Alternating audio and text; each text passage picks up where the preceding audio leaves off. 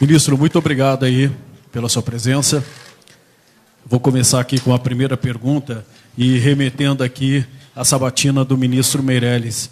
Ele ressalvou várias vezes que hoje a gente vive um momento conturbado na economia, bolsa derretendo, dólar disparando, porque alguns candidatos andam pregando o que, segundo ele, não seria correto, seria um rompimento com a atual política econômica, com conquistas que se obteve nesse governo, como, por exemplo, o teto de gastos. E o senhor já disse várias vezes ser contra teto de gasto e que também romperia com muitas das políticas que vêm sendo executadas pelo atual governo. É isso mesmo? O senhor se sente responsável por esse derretimento do mercado, da economia mais fraca do que se esperava? Deixa eu agradecer ao Correio Brasiliense, essa instituição, mais do que esse jornal, que é tão importante na história brasileira, um pioneiro dos Diários Associados, que se lançou aqui já nos primeiros momentos da nossa capital, pelo visionarismo do grande brasileiro Juscelino Kubitschek, das Minas Gerais. Agradecer à sua direção, um privilégio estar aqui, e cumprimentar a todos que estão nesse auditório, por me permitem transmitir também aos internautas a minha satisfação de estar aqui. Veja, nós temos uma questão para debater no Brasil, e eu quero crer que ela se divide em duas perguntas, que são muito simples. A primeira pergunta: está tudo bem? As coisas estão bem no Brasil? Nós devemos conservar as coisas como estão? Eu respondo comovidamente que o Brasil precisa mudar. O Brasil não está bem, o Brasil está muito mal. Ao contrário do meu estimado amigo Henrique Meirelles, ilustre opositor, percebe, eu acho que o Brasil está numa situação terrível, mais do que ruim. E a outra pergunta é: o que fazer para resolver isso? Esse quadro que está aí. Eu quero crer que o debate deveria ser assim. Senão a gente cai nesse subjetivismo. Repare bem, o dólar está se apreciando no mundo inteiro. No mundo inteiro. E mais ou menos, a de hoje eu não vi ainda, mas ontem foi mais ou menos numa proporção de 1,5% no mundo inteiro. E não me consta que haja nenhum candidato no mundo inteiro para justificar.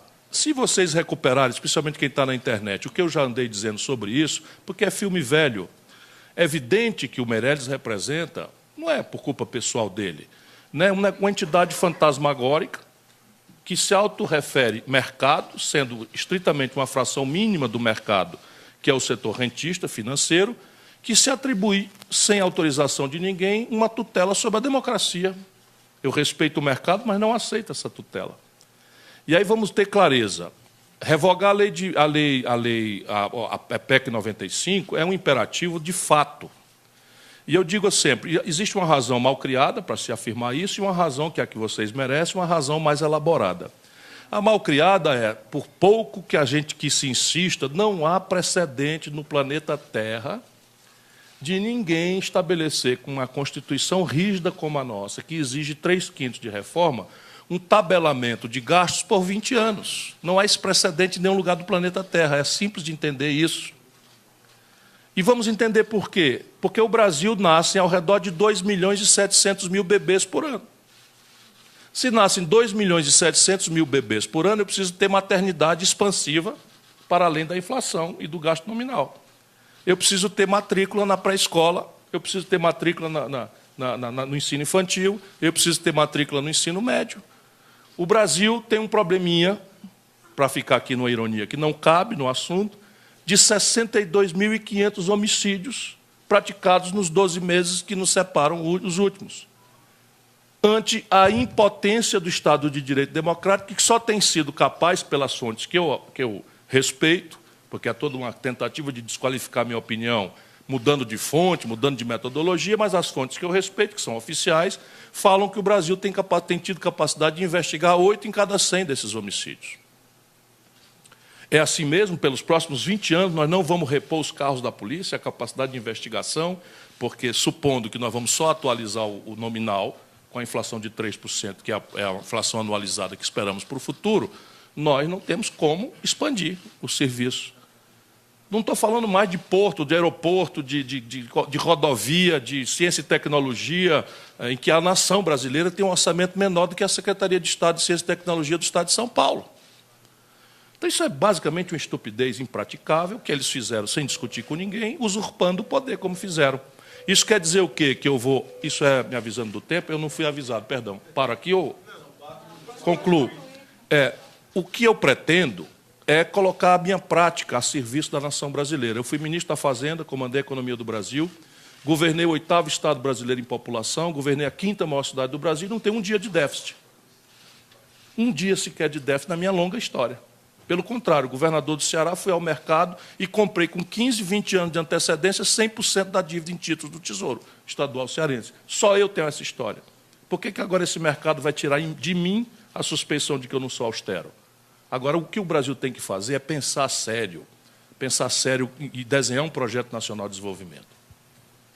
Bom, falando em projeto nacional de desenvolvimento, fala-se muito que as estatais hoje viraram um antro de corrupção e de indicações políticas. O senhor acha que é possível administrar empresas estatais com eficiência, mantendo as estatais e com uma ocupação de pessoas de excelência na administração dessas empresas, elas se mantendo estatal, ou é preciso privatizá-las? O senhor é a favor da privatização, por exemplo, da Petrobras, Banco do Brasil, Caixa Econômica, a Eletrobras já tem um projeto tramitando no Congresso? Como é que o senhor vê essa questão? Vamos pela primeira parte da pergunta. A resposta, comovidamente, eu tenho segurança de que o setor público pode ser administrado com competência e com seriedade. De novo, eu não sou um poeta recém-chegado no bar, né? Eu conheço bastante bem as coisas. Eu servi ao governo do presidente Itamar Franco, que administrou o Brasil, recrutando profissionais para administrar a Caixa Econômica, o Banco do Brasil, a Petrobras, e nós não tivemos um escândalo sequer no governo Itamar Franco. Eu fui o próprio governador. A Companhia de Água e Esgoto do Ceará dá lucro. Dá lucro e faz subsídio cruzado, permitindo que a população mais pobre tenha acesso a serviços de abastecimento d'água, e essa é a realidade. Não tenho nada contra a privatização. Eu considero a privatização uma ferramenta, entre outras tantas, que deve ser usada conforme conveniência da inteligência estratégica de um projeto nacional de desenvolvimento. Então, o projeto é que definirá qual é o papel do capital nacional, do capital estrangeiro, do capital privado, do capital estatal. Isso dito, vamos ter clareza. Não privatizaria, e acho crime, o Brasil privatizar petróleo. Por quê? Porque no mundo do petróleo é assim, 80% do mercado de petróleo é controlado por estatais e 20% controlado por um cartel. Esse país é um dos raros países do planeta Terra que tem mais do que autossuficiência, uma imensa sobra de petróleo. Portanto, nós podemos influir centralmente na política mundial de petróleo, em linha, por exemplo, com o diálogo com a OPEP.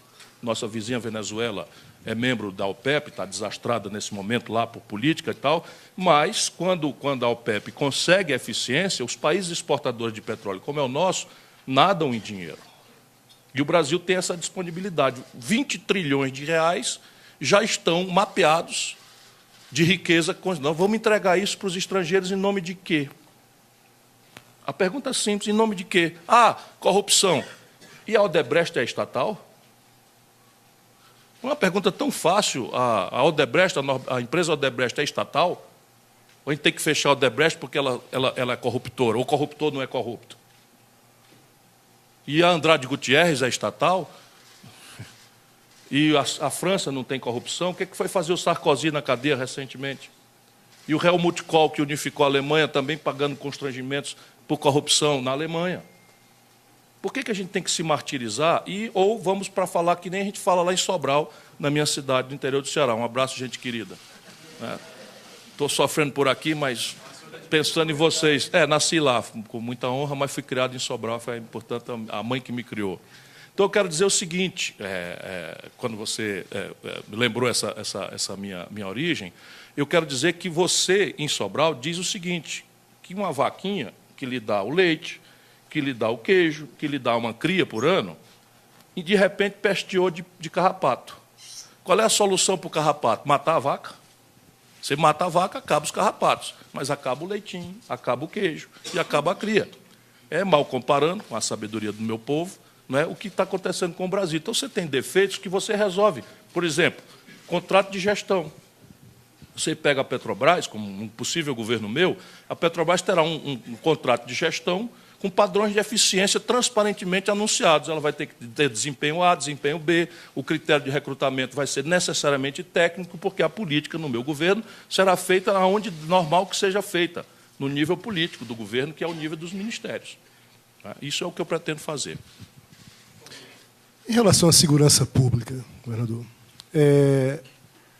tanto do ponto de vista federal quanto do ponto de vista dos estados, vivemos uma crise que, por mais que um estado esteja melhor do que o outro ali, você tem uma organização criminosa que comanda vários presídios. Eu pergunto para o senhor, que foi gestor do estado de segurança, eu estou falando aí, fazendo um recuo aí de 20 anos. Falhamos na gestão de segurança pública nesse país?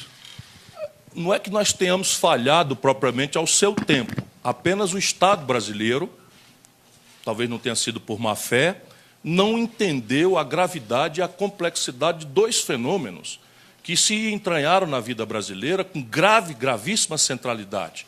E a União Federal, especialmente, fez ouvidos moucos e olhos fechados para isso, ao pretexto de que esse é um assunto institucionalmente entregue aos Estados. E o resultado prático é que esses dois fenômenos tomaram uma centralidade que, basicamente, matam tudo que é trivial e convencional que a gente ouviu falar como política eficiente de segurança pública. O narcotráfico, os seus orçamentos bilionários de dólar, e as facções criminosas. Aqui fica, então, caricato, se não fosse trágico, você dizer, hoje, em Belo Horizonte, tem lá um salve geral, que é como eles chamam a ordem dessas facções criminosas, ultra despudoradas. Combinado com o Natal. Sim, é simultâneo. Assistimos isso em Fortaleza e o comando disso está em São Paulo. Então, diz assim, vamos tocar fogo nos ônibus. E o terror virou a linguagem. E o sistema convencional, portanto, já funcionou. A polícia prendeu, o Ministério Público representou, o juiz condenou, o sistema prisional segrega. E de lá de dentro o comando impune está acontecendo. Então, evidentemente que o Brasil precisa mudar. E aqui se impõem duas coisas. Com clareza, de novo, nós vamos falar em tese de 95, de emenda à Constituição 95, por imposição desta facção, ou quer dizer, agora não é facção, dessa fração da sociedade brasileira, que é o mercado financeiro. Então, repare bem, primeira questão, concepção. O que é que fazem os demagogos? Os demagogos sentem que a população está assustada, está com medo, e impõem aparato, né? Ocupação do Rio de Janeiro. Então, você tem hoje o Exército Brasileiro apontando armas de altíssimo poder letal para mães de família, para jovens, para senhores, para senhoras, que, por sua esmagadora maioria, são trabalhadores decentes, já vivendo numa situação terrível nos morros, nas favelas. Isso a pretexto de que, no meio deles, ali, estão bandidos. Ora, quem está ali é bagrinho. Quem mora na favela é bagrinho. É bucha de canhão que o narcotráfico dá para a polícia fazer estatística e matar, a pretexto de que está enfrentando droga, enquanto o verdadeiro chefão do narcotráfico mora em São Conrado, mora na Barra, mora no Alphaville, em São Paulo, mora no Alphaville de Fortaleza, como a gente sabe realmente que é o que está acontecendo. Portanto, mudar a concepção. Nós precisamos criar um sistema, não... Tudo bem, o conceito em linha que o Congresso acabou de fazer, mas é só um anunciado de boas intenções. Vocês têm que criar um sistema nacional de segurança, hierarquizado funcionalmente, com divisão de tarefas, em que a própria Guarda Municipal já deveria ter uma primeira e não operacional tarefa de instrumentalizar um sistema nacional de inteligência e contra-inteligência. E aqui a cabeça, o sistema seria exatamente isso, unificar os serviços de inteligência das Forças Armadas, que não se comunicam entre si, porque, acreditem, as nossas inteligências sabem tudo. Sabe quem são os comandantes, sabe onde moram, por regra, sabe que tipo de fluxo estão fazendo, e estão ali acanhadas porque... O senhor sabia quando era governador do Ceará? A polícia do Ceará sabe tudo. Agora mesmo, nós estamos tendo lá, cada chacina que tem, não demora 48 horas, os responsáveis estão presos. Sabem tudo, tudo. Pode não conhecer o narcotraficante mor, que muda de identidade, que faz cirurgia plástica e não sei o que e tal, mas as cadeias de comando estão todas mapeadas. O sistema de inteligência do Exército sabe, o sistema de inteligência da Marinha, da Aeronáutica, da Polícia Federal sabe, as inteligências dos Estados sabem. O que há é uma brutal hipocrisia, porque, por regra, o dispositivo policial não considera razoável dissolver o pacto de não agressão das suas famílias que vivem nos bairros pobres e favelas em nome não é, de enfrentar um narcotráfico que é financiado pela burguesia brasileira ou pela burguesia estrangeira. Então, assim, eu vou botar o meu pescoço no laço para enfrentar o narcotraficante, que quem financia é o barão lá de Ipanema, que cheira cocaína. Essa é a grande questão. Ministro, agora a pergunta é do Fábio Greck, do Sindifisco. Como é que vai, candidato? Vamos falar sobre tributação. Em 1996, em meio a uma grave crise cambial, o governo isentou de tributação a remessa de lucros ao exterior pelas multinacionais que operam no Brasil. Passados 22 anos, a medida continua em vigor. Com isso, o Brasil perdeu poder de barganha com os demais países para realizar acordos de tributação, para exonerar de tributos no envio para o Brasil, o lucro das empresas brasileiras que operam no exterior, já que oferecemos essa vantagem de maneira unilateral a todos os países do mundo. O que o senhor pretende fazer para acabar com essa distorção tributária? Como toda pergunta inteligente, traz a semente da resposta. O Brasil precisa resolver a simples pergunta de onde virá o dinheiro para a gente qualificar a política nova de segurança pública, para qualificar a política de saúde, para qualificar a política de educação e, fundamentalmente, dizer de onde virão as energias para retomar o desenvolvimento do país de maneira a responder essa tormentosa questão do desemprego aberto e da informalidade que já atinge 50 milhões de compatriotas nossos, entre informais e desempregado aberto e pessoas que desencantaram, né, de buscar emprego. Nós estamos nos aproximando de criminosos 50 milhões de pessoas. E aí, evidentemente, que a lei do menor esforço indica aquelas coisas que estão em linha com as boas práticas internacionais, porque simplifica um pouco o debate com uma fração da elite que é extraordinariamente egoísta e que pouco se importa se o nosso povo está morrendo nos hospitais, desde que o rentismo seja remunerado na conta abusiva com o que tem acontecido no país. E o que está em linha internacional que o Brasil subtributa? Lucros e dividendos, sejam eles para remessa ao estrangeiro ou não, só o Brasil e a Estônia não cobram. Heranças, que no mundo vai de 29% a alíquota mínima para as grandes heranças dos Estados Unidos a 50% em alguns países nórdicos, o Brasil cobra 4%. Menos o Ceará, que cobra 8% no teto do que a Constituição permite, e não por acaso o Ceará é o estado mais líquido fiscalmente do Brasil, né? Evidentemente sendo um dos mais pobres, porque senão vão lançar na minha cara as graves contradições de um estado paupérrimo como o meu estado, mas que tem conseguido, né, números absolutamente excepcionais, não só do ponto de vista do Estado meio, saúde fiscal, composição de dívida, etc., etc., como políticas públicas. Não é? O Ceará triplicou quase, está quase chegando perto de triplicar o efetivo policial entre o meu governo e o atual governo. O Rio Grande do Sul, hoje, os brigadistas são metade do efetivo que o Colares, meu colega da época, tinha. Porque o Rio Grande do Sul foi quebrado por essa política estúpida que quer enfraquecer o Rio Grande do Sul, assim como Minas Gerais, assim como o Rio de Janeiro.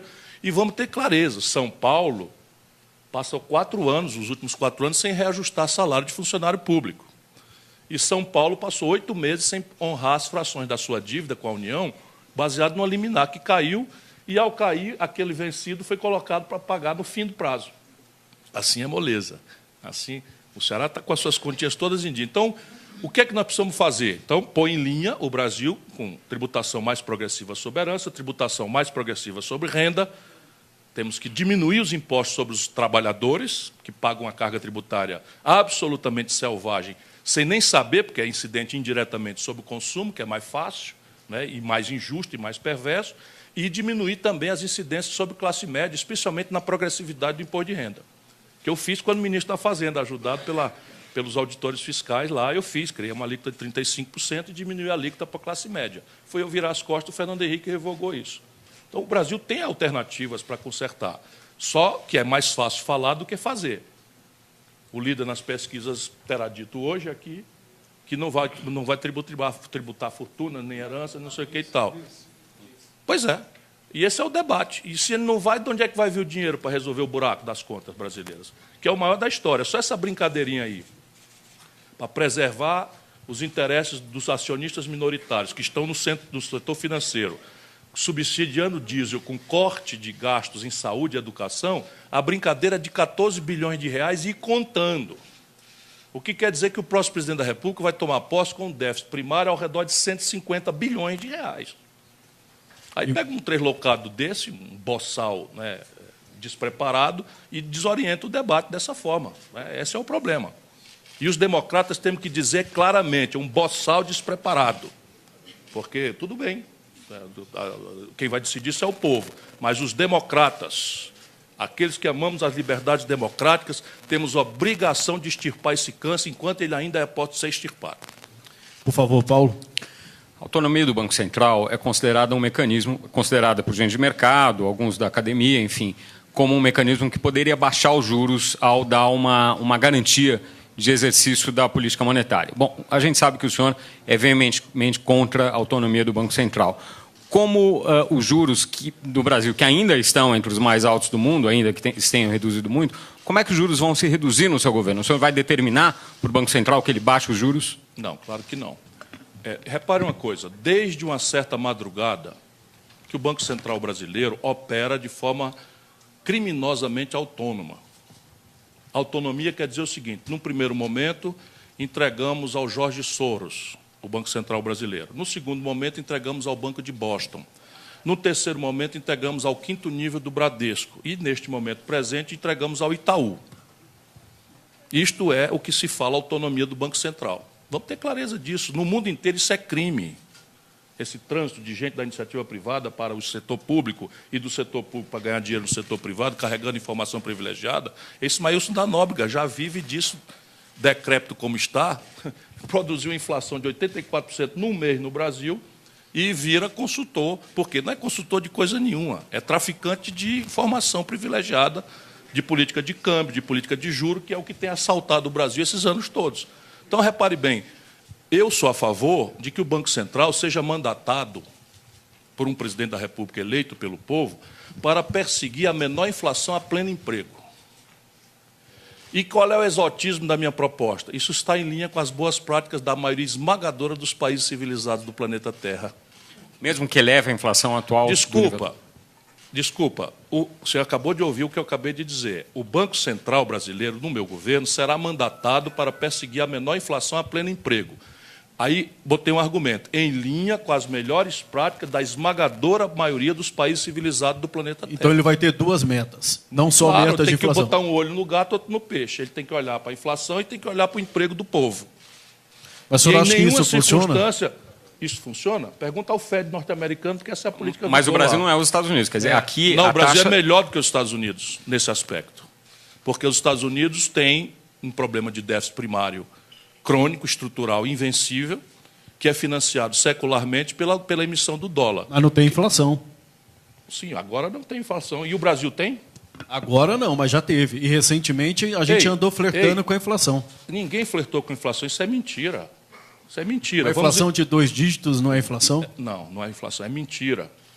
Projetou-se uma inflação de 11 pontos por uma razão e somente uma. Nada que o Banco Central enfrente com taxa de juros. Isso é mentira, nós estamos todos intoxicados com essa mentira. Por que eu estou querendo dizer? Qual é a inflação que projetou-se sob o governo Dilma a justificar a política de juros de 14,25%? Uma mudança de patamar que acontece ciclicamente no Brasil da taxa de câmbio.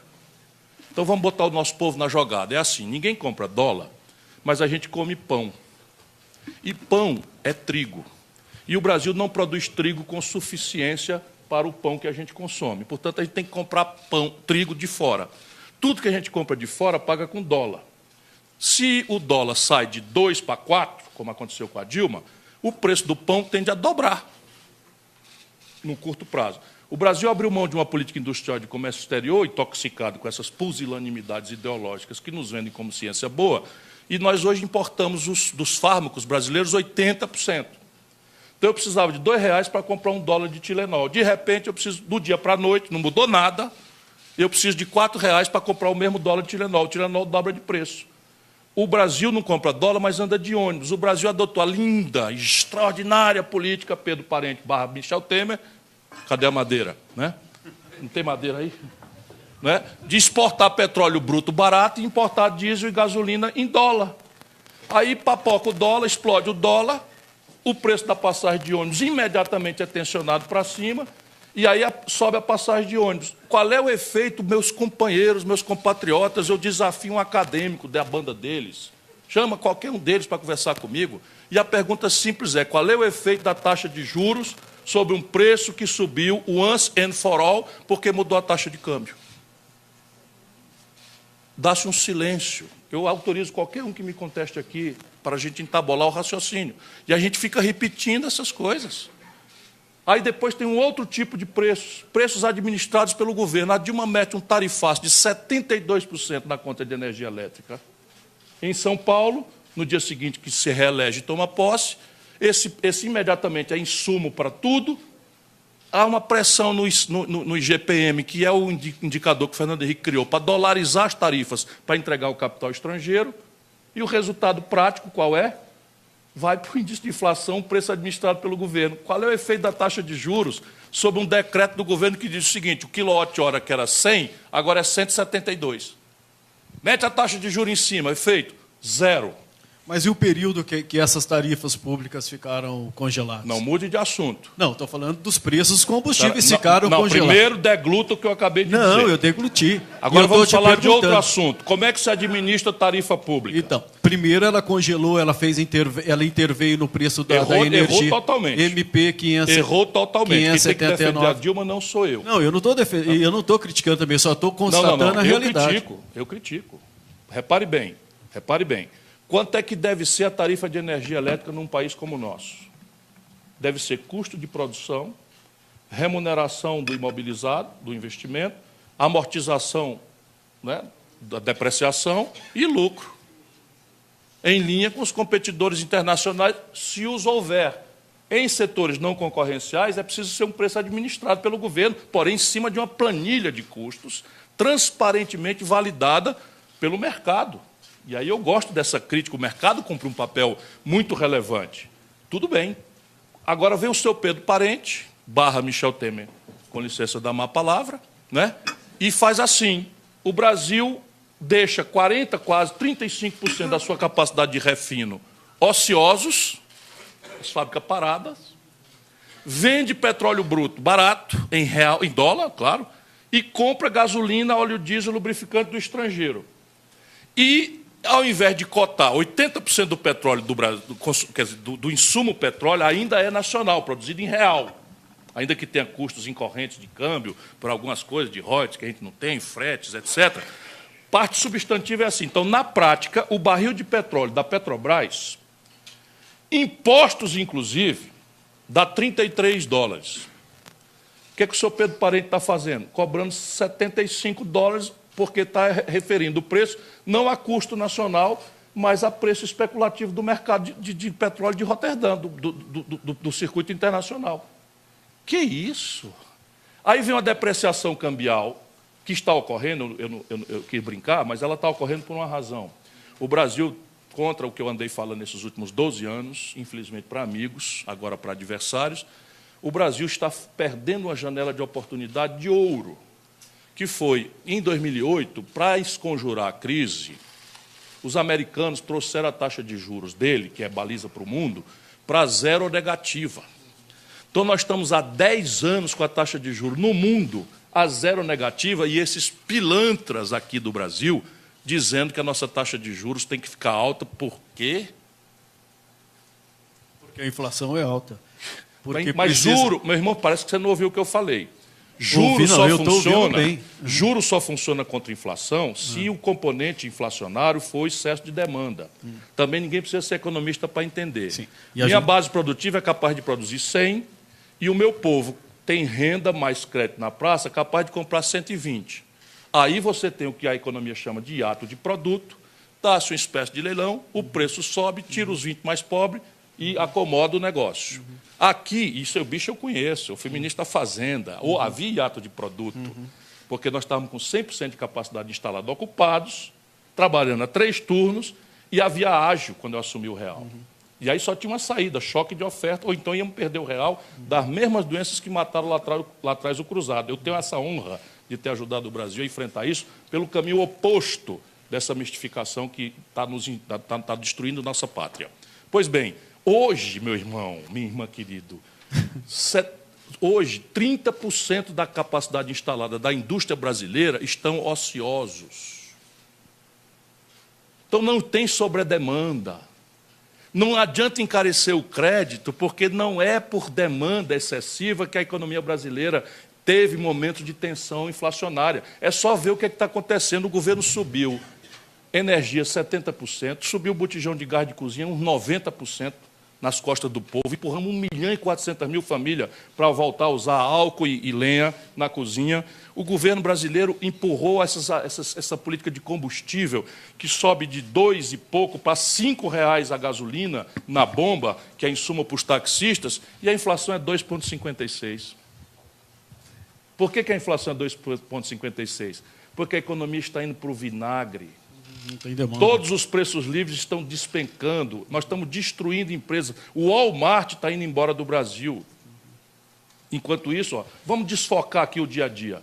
Olha essa estupidez. Em 1980, o Brasil tinha 30% da sua riqueza extraída da indústria. E essa indústria nacional brasileira, em termos absolutos, equivalia à China, Coreia do Sul, Malásia, Singapura e Vietnã, os chamados tigres asiáticos, e ainda sobrava um tanto. Hoje, brincando desta estupidez ideológica que nos vendem como ciência boa, intoxicaram toda a nossa elite, o que está acontecendo? Aquilo que era 30% do PIB industrial, hoje é 11%. E a indústria chinesa é 7 vezes quase a indústria brasileira, no mesmo período. Quem está certo, eles ou nós? Ministro, eu queria saber, primeiro, qual seria a sua política de combustível para o combustível, e, segundo, reforma da Previdência. Qual é a sua proposta? Sobretudo em relação ao setor público. A gente vê hoje números assim discrepantes quando a gente compara, por exemplo, a aposentadoria do Judiciário, 18 mil em média, Legislativo, 26.800, enquanto a gente pega... Não, o Legislativo, eu fiz a pesquisa antes de vir para cá. E, em contrapartida, a gente tem 30 milhões... do INSS com salário mínimo, R$ 954. Então, como resolver isso se o senhor vai combater privilégios? Voltando primeiro, política de combustíveis e depois Previdência. Qual é a política de combustível óbvia? Óbvia, se a gente botar inteligência e não interdição ideológica e vassalagem ao setor financeiro internacional e local. É custo de produção, mais imobilizado remunerado, mais depreciação, mais lucro em linha com os competidores internacionais de porte semelhante. Na prática, um litro de gasolina, por esta política, custaria entre R$ 2,80 e R$ 3,00, com a Petrobras ganhando dinheiro na ponta do combustível.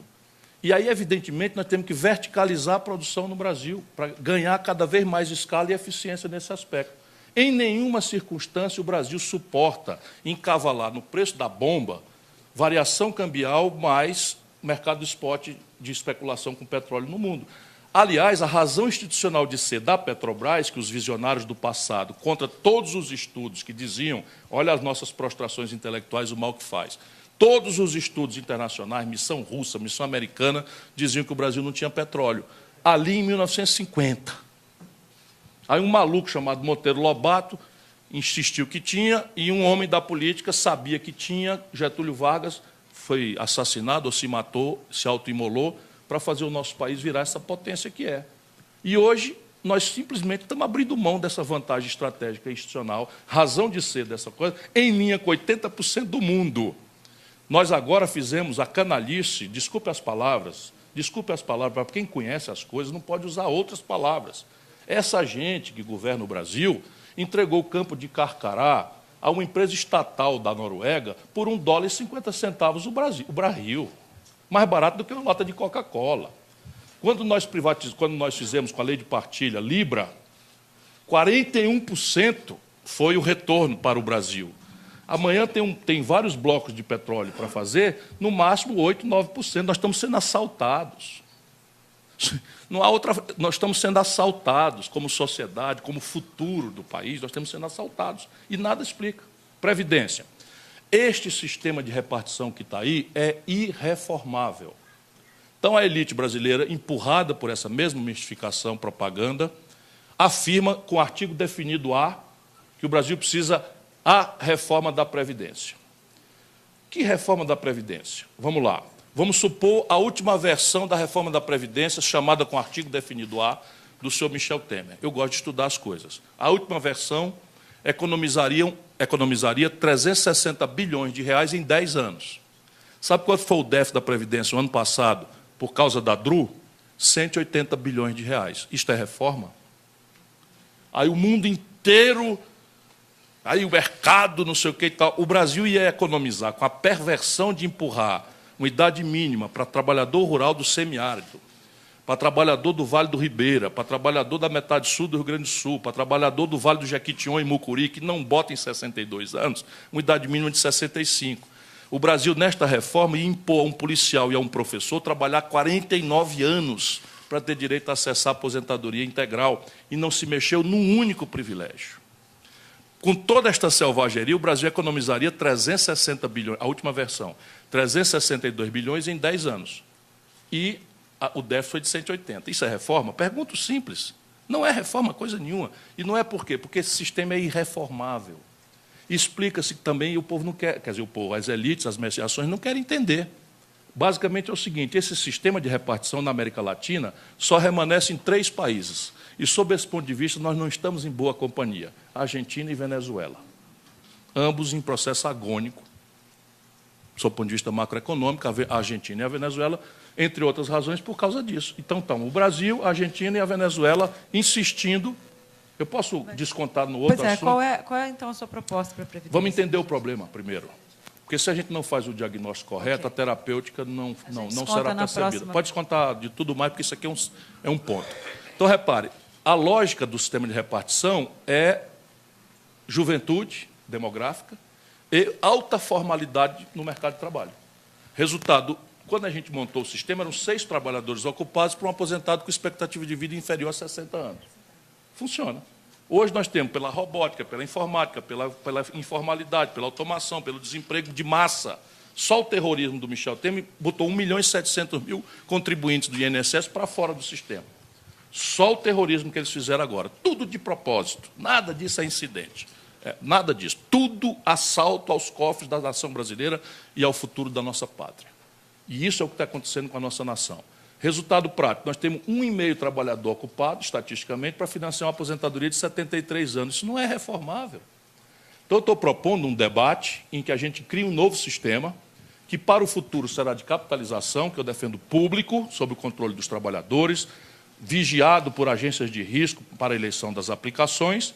Porém, a grande questão aqui, que os estudiosos querem destruir a proposta, é que a transição é muito difícil. Eu sei, fácil é dar aula de sociologia, como Fernando Henrique Cardoso. Né? É difícil mesmo. Agora, é a única forma do Brasil fazer uma reforma que sinalize no tempo para um desenho institucionalmente faz. Isso se faz em 3 pilares. Encerro. Primeiro, segregar do orçamento da Seguridade Social todos os benefícios de pessoas que não contribuíram. E a determinar que isso é tarefa do Tesouro, coisa que o Constituinte de 88 errou. Não pelo mérito, foi bem intencionado, mas botamos 10 milhões de trabalhadores rurais para receber sem ter contribuído. As bases atuariais da Previdência quebraram só neste passo de outros tantos. O que eu proponho? É que todos os brasileiros tenham direito a um salário mínimo, como um programa de renda mínima cidadã, independentemente de qualquer condicionalidade. Contribuiu ou não contribuiu. Transparentemente segregado do orçamento atuarial da Previdência. Um regime de repartição, mantendo esse daí em extinção, pelo prazo que nós conseguimos negociar, porque aqui depende. Se a gente, teoricamente, fizesse um grande acordo e estabelecesse um limite de 4 salários mínimos como teto para o futuro, sem mexer no direito de ninguém, você poderia atenuar essa transição, ou 3 salários mínimos, idealmente, você podia atenuar mais ainda os custos explícitos dessa transição seriam perfeitamente palatáveis e, a partir daí, todo mundo, um regime único para todo mundo, servidor público ou privado, preservado os direitos adquiridos, e não é por generosidade minha, é que os privilégios no Brasil são das corporações do setor público, que detêm o monopólio de julgar as reclamações sobre isso. Então, se você retroagir qualquer providência para mexer no direito de um promotor, de um procurador da República, de um juiz, ele simplesmente vai achar um caminho de uma ação declaratória declarando nula. É muito melhor você dar transparência a essa contradição brasileira, que, aliás, está escrita na Constituição, que é irretroativa à norma que fira direitos adquiridos, e aí projetar para o futuro. Quanto mais excelência houver no entendimento, mais rápido nós chegaremos ao ideal. Quanto menos excelência no acordo de partida, menos chegaremos, mas chegaremos numa situação e noutra. E aqui os custos de transição eu estou estudando. E são praticáveis, não são aberrações, não. O senhor falou aí, o senhor já criticou... O Bolsonaro fez a proposta dele aqui, não? Hã? Não. Ele disse que tinha... Vocês estão rindo de quê? O cara não é candidato a presidente, que nem eu? Agora, o senhor já criticou o ex-presidente Fernando Henrique, a ex-presidente Dilma Rousseff, o senhor tem críticas ao PT, ao PSDB... Vocês fazem as perguntas para mim e não querem que eu responda, e eu que sou culpado. Mas o senhor vai ter que governar com os outros partidos também, claro. Porque o PDT é um partido que não tem maioria no Congresso para isso. Como é que o senhor vai fazer? Como é que o senhor vai chamar esses partidos para um diálogo? Primeiro, Uma vez que o senhor já chamou de essa gente todo o espectro aí da política. Não, todo o espectro E não. sim, o Bolsonaro respondeu sobre isso. Foi? Sobre a relação no Congresso. Não, com o Congresso não, estou perguntando da reforma da falando Previdência. da reforma da Previdência. Não, a reforma com o Congresso eu vou buscar no YouTube para ver. Repare bem, Denise... Todo mundo fala muito do seu temperamento, né? Que o senhor é muito explosivo. E eu sou? Esse diálogo com o Congresso. Então, o diálogo com o Congresso, eu sou ex-congressista, fui o deputado federal mais votado do Brasil, fui governador do Ceará, tive unanimidade na Assembleia, fui prefeito de Fortaleza, tive unanimidade na Câmara, fui deputado estadual de oposição, fui deputado líder do governo, ninguém acumulou a experiência que eu tenho. E assim, você acha que alguém seria o governador mais popular do país se fosse esse maluco que alguém quer produzir? Você acha que alguém, tendo sido ministro da Fazenda, comandei a economia do Brasil, qual foi o disparate que eu cometi? Está aí a história. Hoje em dia tem YouTube para tudo, tem Google para tudo. Qual foi o disparate que eu cometi como governador do 8º Estado brasileiro? Isso tudo é versão, porque não podem dizer que eu sou picareta. 38 anos com essas oportunidades todas, nunca respondi por um mal feito, nem por corrupção, nem para ser absolvido. Agora, o diálogo está mais difícil, não está? Um minuto só. Não, está mais fácil. Está mais fácil. Repare bem, vamos entender a história brasileira para entender a natureza do problema. A natureza do problema não é de habilidade. Porque o Fernando Henrique teve tudo no primeiro mandato e se ferrou no segundo mandato, e sendo o mesmo príncipe encantador de serpentes que ele sempre foi. O que é que mudou de um lado para o outro? É que se desconstituiu a base popular e a coesão do povo ao redor dele, que no primeiro momento permitia a ele propor o que quisesse e ele não propôs nada para a gente justificar que a culpa é do Congresso. Isto é uma grande mentira da elite brasileira. Quer dizer que eu absolvo as contradições do Congresso? Não. Não absolvo, eu fui parlamentar, fui deputado federal. Foi o pior momento da minha vida pública, eu me desencantei rapidamente. Eu peguei no tempo que estava em plena comando da Câmara o Michel Temer e o Eduardo Cunha, batendo bola um com o outro para roubar a nação. Não é? Eu fui processado por ambos e um já está na cadeia e o outro vai. Simples assim. Vocês estão duvidando? Acharam 23 milhões de reais agora na conta do coronel compadre. O coronel amigo que pagou a conta, tudo documentado, da filha dele. Aí todo mundo fica chocado. Como é o Ciro, um temperamento. E é isso, por elegância, agora nós vamos deixar tudo isso acontecer? Nossa gente morrendo como mosca nos hospitais, nossos jovens sendo assassinados como mosca nas periferias, e nós, por uma elegância, uma aristocracia, que não é um pedido do povo, não. Isso é um medo de quem tem rabo de palha e quer que a gente cumpra um acordo, que é o acordo da máfia, a omertá. E eu não pertenço à máfia. Então, eu não tenho omertá para mim. Eu vou contar a história para quem quiser ouvir. E pago e arrosto as consequências. Mas vamos lá. Como é que se governa um país como o Brasil, que adotou o sistema presidencialista? Esse é o que nós precisamos entender. O sistema presidencialista traz em si a semente do impasse. Por quê? Porque um órgão detém o monopólio do desenho institucional e não tem nenhuma responsabilidade com a saúde da economia, nem com a sanidade, com a regularidade do serviço público. Então, a tendência deixada entregue ao lobismo, aos grupos de pressão, é baixar imposto e aumentar a despesa. Eu assisti, na minha legislatura, num dia revogar a CPMF, que pode receber qualquer crítica, não estou falando de se é boa ou ruim, tiraram do orçamento do dia para a noite 70 bilhões de reais. 8 dias úteis depois, regulamentaram a emenda 29, que impõe mais uns 60 bilhões de reais de gasto com saúde. Fecha essa conta no orçamento da Bélgica, da Dinamarca, dos Estados Unidos. Não fecha.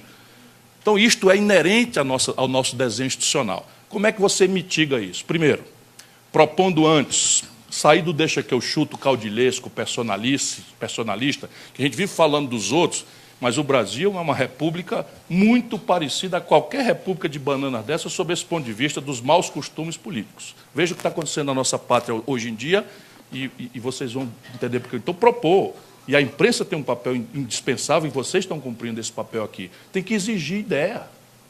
Que história é essa de vai, deixa que eu chuto, e pronto, aí se elege e precipita o país numa crise monstruosa que está atrasada, porque os números não mentem jamais. Segundo, desde o general Dutra, Denise Rotemburgo, você é muito jovem, todos os presidentes brasileiros se elegeram com minoria no Congresso. O próximo Congresso brasileiro, nenhum partido terá pouco mais do que 10% dele. Nenhum, não é o meu. Dado que o Congresso tem 513 mais 81, vamos tirar só a Câmara, o partido que vai fazer mais vai fazer 60 deputados, e olhe lá. E provavelmente o PDT fará esses 60 deputados, se eu tiver isso na minha proposta. Já tem 21, né? Enfim. Então, primeira lição do nosso passado, propor na primeira hora. Então, todos os presidentes tinham uma minoria, mas tiveram poderes quase imperiais nos 6 primeiros meses a um ano. Por que não faz reforma o Fernando Henrique? Porque não tem proposta. O que ele fez no primeiro ano?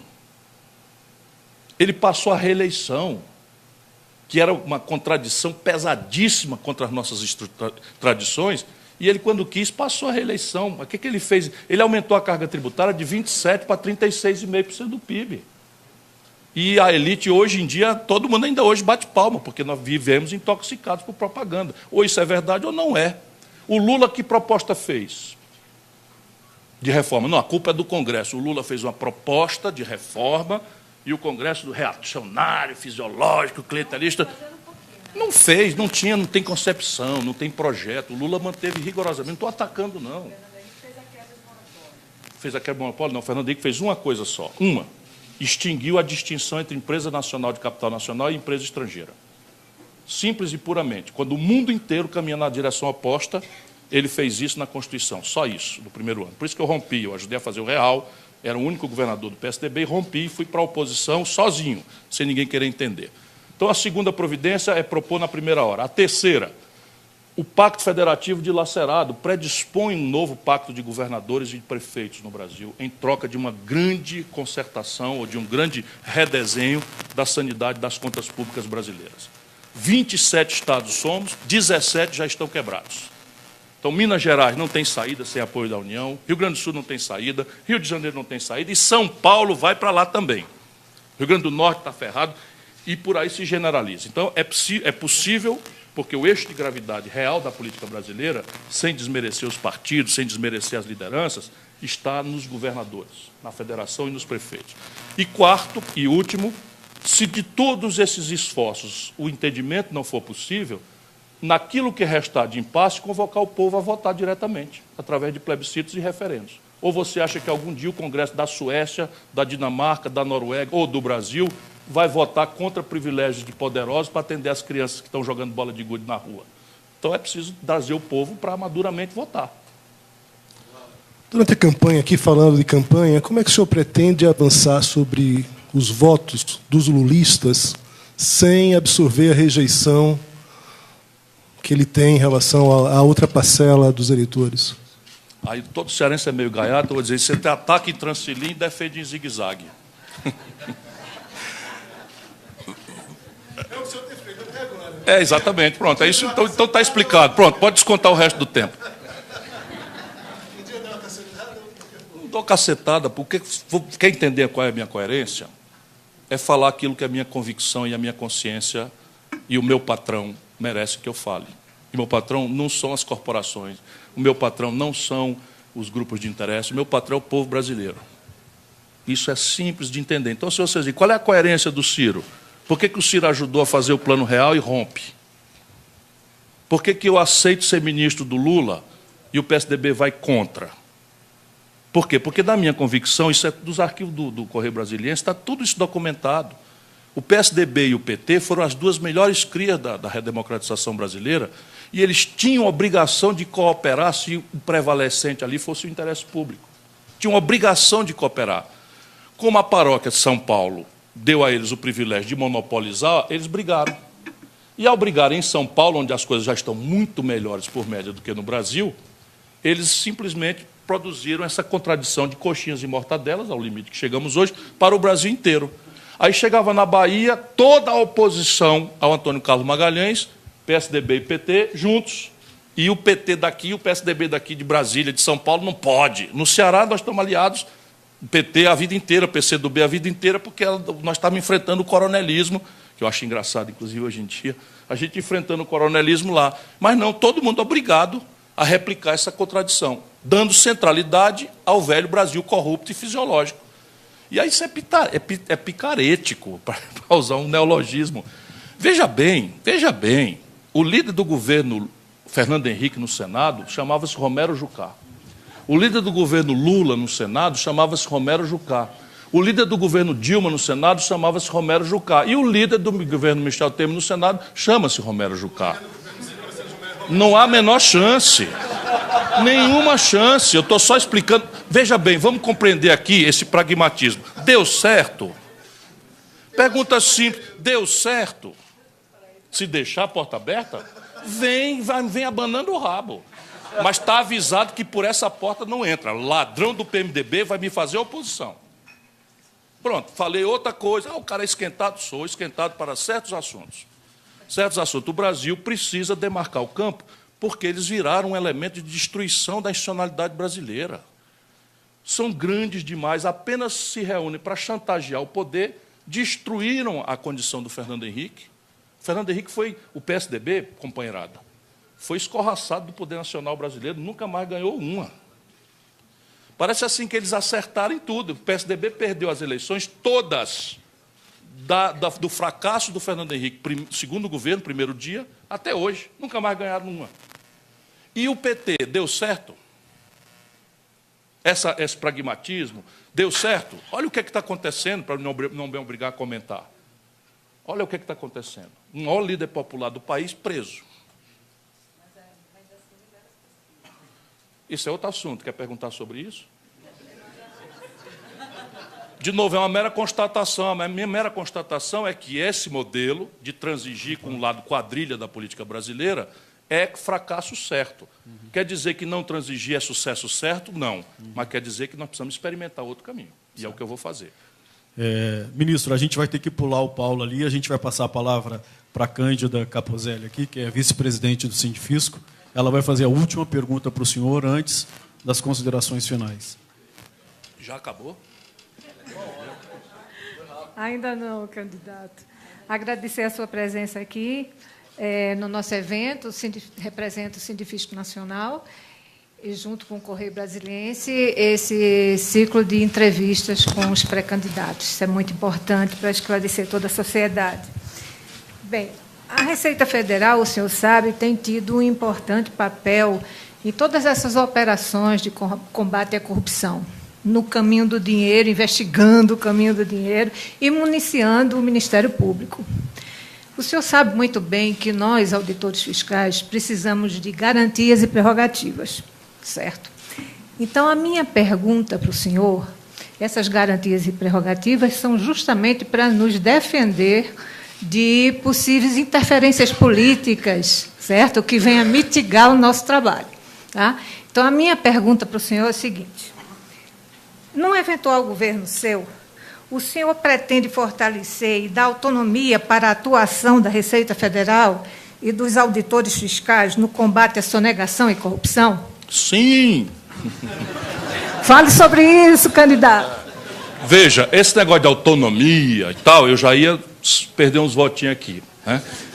Porque é assim, qualquer um pode ser presidente da República, desde que o Banco Central pertença aos bancos, travestido de autonomia, a Receita Federal tem autonomia, a não sei quem tem autonomia, a universidade tem autonomia, e ninguém produz receita, e todo mundo produz despesa, e o fisco é que vai ter que pagar esse negócio aí e tal. Então, o que eu acho é que nós temos que dar muito valor ao nosso voto, escolher muito cuidadosamente o nosso presidente ou presidenta, escolher muito bem o nosso deputado, a nossa deputada, a nossa senadora, o nosso senador, para não falar nos governadores, deputados estaduais, porque a gente está vendo aí no que é que dá se a gente esquece o nome até do deputado em quem votou 3 meses depois. A propósito, completando a questão anterior, eu estou procurando nuclear, vamos dizer, os guardiões da lei, no meu caso, é uma idealização que eu faço para o primeiro ou para o segundo turno do PSB e do PCdoB. Não falo no PT para não levar pancada, porque eles têm um candidato, o candidato já está eleito, e não precisa de ninguém, e então eu respeito isso e está tudo certo, não tem problema nenhum. Então, idealmente, nós precisamos ter o que o Gramsci chamava de hegemonia moral e intelectual. A partir daí, a negociação tem que ser feita com habilidade, com inteligência, com a qualidade do objeto negociado é que deve orientar, até porque você vai amanhã, eu vou propor um imposto sobre uma tributação progressiva sobre heranças, vamos ver quem vota a favor e quem vota contra. Vou propor lucros e dividendos, vamos ver quem vota a favor e quem vota contra. E se não votar, eu respeito, eu sou um democrata. Mais do que isso, eu sou parlamentarista. Sou parlamentarista. É claro que o povo farejou, que às vezes que o parlamentarismo entrou em voga foi para fazer golpe contra a vontade popular, então eu compreendo a questão popular.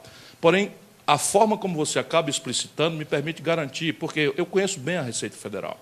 Tive a honra de trabalhar consigo, não é? No primeiro dia que eu tomei posse, você estava em greve, você é muito jovem, não estava lá ainda, não é? Estava em greve, e o primeiro item da pauta era ser recebido pelo ministro. E era tanta fogueira que eu fui ao Rio e voltei 2 vezes naquele mesmo dia, tendo tomado posse às meio-dia. Fui ao Rio e voltei, porque o real fazendo água por todo lado, eu precisava assinar uns anexos e tal. E aí chamei o pessoal da Unafisco, do Sindifisco, etc., e marquei se eles topavam conversar comigo meia-noite. Daquele primeiro dia que eu queria que eles percebessem que não tem cabimento uma instituição tão profissional, tão meritocrática, tão extraordinária. Vocês são uma ilha de excelência do serviço público brasileiro e, para mim, é modelo do que deveria se espalhar para o conjunto da administração. Não é favor nem nada, é o que eu sei, o que eu estou dizendo. Como, por regra, enfim, todos concursados, todos administrados de forma ascensão na carreira, por produção, por trabalho, decentes, por média, quase inatacáveis. Não tem negócio de proteção corporativista para quem transgride. Eu tenho todas as razões. Chamei, conversei e pedi a eles, olha, eu não sou patrão de ninguém, e é o que eu vou repetir o que eu disse naquela data como ministro. Eu não sou patrão de ninguém. Minha tarefa naquela data era, eu defendo vocês para o meu patrão e defendo as razões, que era o presidente da República, e defendo as razões do meu patrão para vocês, e nós vamos fazer um entendimento. Agora eu preciso que vocês façam um gesto de confiança, simples assim. Digam uma palavra de boas-vindas ao novo ministro, dizendo que vão dar uma trégua, e eu prometo a vocês que em 48 horas tenham resposta. Em 24 horas tinham resposta, e até hoje o plano de cargo que você tem, eu ajudei a fazer. Então, é com esse espírito que eu quero fazer, mas com vocês é um pouquinho diferente, a melhor. Tudo que nós precisamos fazer, eu vou precisar de vocês organicamente. Organicamente. Então, é preciso, entre a eleição e a posse, que a gente converse muito. Eu pretendo fazer auditoria da dívida, eu pretendo fazer essa reforma tributária, eu pretendo rever com peito fino todas as renúncias fiscais do país, que eu estou me impondo a tarefa de sanear as contas do Brasil em 2 anos. E sem vocês é impossível. Então, conte comigo. Me dê cá. Bota uma foto aí, ó. Beleza. Daqui a pouco faz a foto. Hein? Vamos fazer... Vamos lá. Considerações finais já? Bom, eu quero agradecer ao Correio Brasiliense. São 2 minutos. Hein? Faz a foto aí com a Cândida. Tá. Pronto. Isso aí.